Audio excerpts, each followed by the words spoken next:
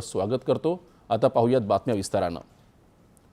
लाडकी बहीण योजनेमध्ये 9 महिने सातत्यानं पाठपुरावा केल्यानंतरही काही लोकांनी केवायसी कागदपत्र दिली नाहीत आणि त्यांनी योजनेचे निकष पूर्ण केले नाहीत, त्यामुळे त्या स्त्रिया योजनेसाठी अपात्र ठरल्या असल्याचं मुख्यमंत्री देवेंद्र फडणवीस यांनी सांगितलं। त्यांनी आज मुंबईत मंत्रिमंडळ बैठकीच्या आधी पत्रकारांशी संवाद साधला, त्यावेळी ते बोलत होते। ज्यांनी केवायसी केली नाही त्यांना आता पैसे दिले जाणार नाहीत, पण त्यांना याआधी दिलेले पैसे परत घेतले जाणार नाहीत असंही ते यावेळी म्हणाले।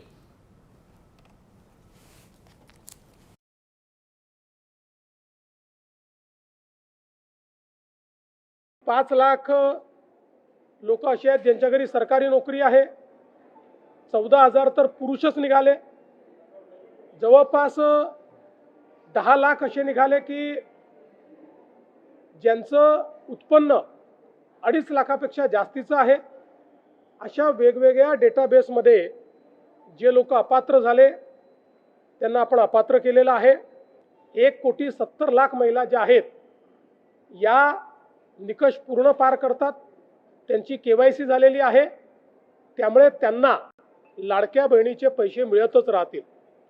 ज्यांनी केवायसी केली नाही त्यांना आता आम्ही पैसे देणार नाही, पण त्यांनी दिलेले पैसे आम्ही वसुली करणार नाही।